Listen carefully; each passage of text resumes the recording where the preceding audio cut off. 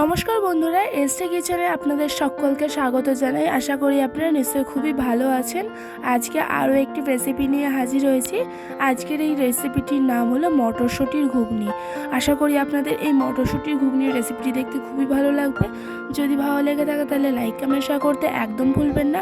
আর আপনি যদি আমার চ্যানেল নতুন হয়ে থাকেন তাহলে চ্যানেলটিকে অবশ্যই সাবস্ক্রাইব করে নেবেন। তো চলুন সম্পূর্ণ ভিডিওটি স্কিপ না করে দেখতে থাকুন। মটরশুঁটির ঘুগনি তৈরি করার জন্য এখানে আমি 1 কিলো মটরশুঁটিকে ভালোভাবে ছাড়িয়ে ধুয়ে নিয়েছি। এদিকে আমি গ্যাসে কড়াই বসিয়ে নিয়েছি। কড়াই গরম হয়ে গেছে। কড়াইয়ের মধ্যে আমি পরিমাণ মতো সর্ষের তেল দিয়ে দিচ্ছি। সর্ষের তেলটা গরম হয়ে গেছে। এবার আমি আগে থাকতে দুটো বড় বড় সাইজের আলু ডুমু ডুমু করে কেটে রেখেছিলাম, সেই আলুগুলো আমি এবার তেলে ভেজে নেব।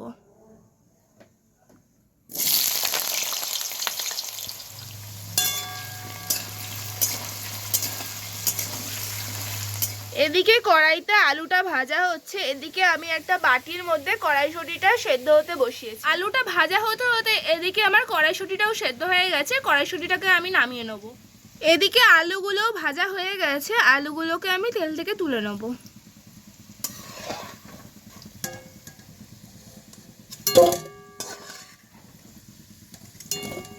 আলুগুলো আমি ভেজে তুলে নিয়েছি। এবার ওই সেম তেলের মধ্যে আমি গোটা গরম মশলা অ্যাড করছি, যার মধ্যে রয়েছে এলাচ, লবঙ্গ আর গোটা জিরে।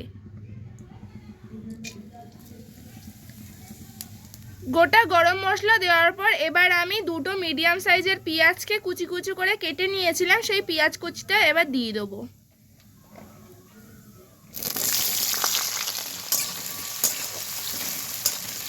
পেঁয়াজ কুচিগুলো দেওয়ার পর লাল লাল করে ভাজা হয়ে গেছে। এবার আমি পেঁয়াজ কুচির মধ্যে দিয়ে দেবো রসুন বাটা আর আদা বাটা।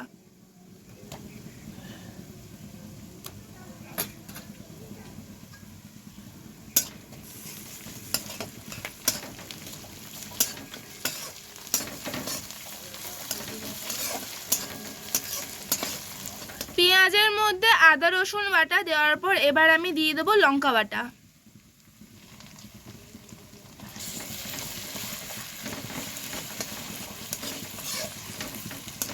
পেঁয়াজের মধ্যে লঙ্কা বাটা দেওয়ার পর এবার আমি দিয়ে দেবো দুটো টমেটো কুচি।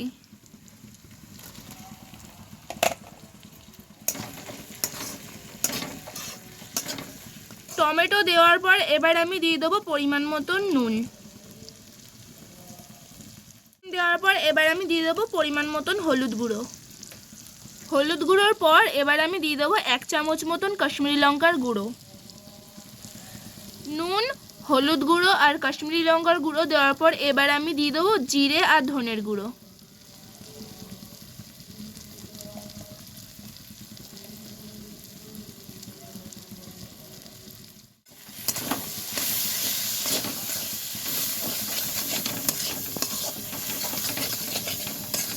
সব গুঁড়ো মশলাগুলো দেওয়ার পর মশলাটা ভালোভাবে আমি কষিয়ে নিয়েছি। এবার আমি ভেজে রাখা আলুগুলো মশলার মধ্যে দিয়ে দেবো।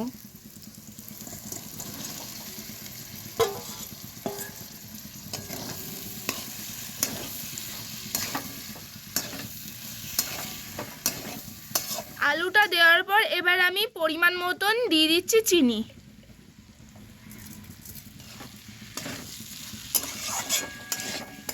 মিষ্টিটা দেওয়ার পর ভালোভাবে নাড়াচাড়া করে নিয়েছি। এবার আমি আলুর মধ্যে দিয়ে দেবো গরম জল।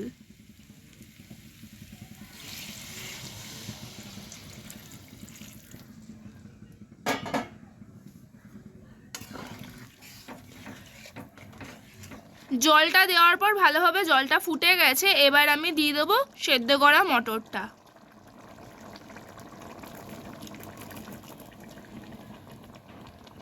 জলটা ভালোভাবে ফুটে এসছে, তারপরে আমি সেদ্ধ করা মটরশুঁটিটা এর মধ্যে অ্যাড করে দিয়েছি।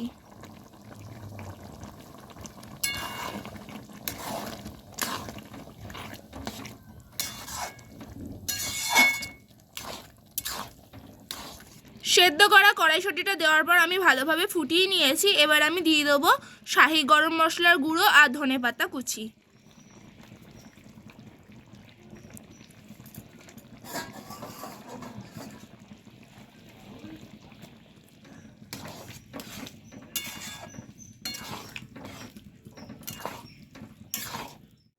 শাহি গরম মশলা গুঁড়ো আর ধনেপাতা দেওয়ার পর আমি নাড়াচাড়া করে নিয়েছি। তো আমাদের মটরশুঁটির ঘুগনি রেডি হয়ে গেছে। তো এবার আমি 5-10 মিনিটের জন্য ঢাকা দিয়ে রেখে দেবো, তারপরে আমি মটরশুঁটির ঘুগনিটাকে নামিয়ে নেবো।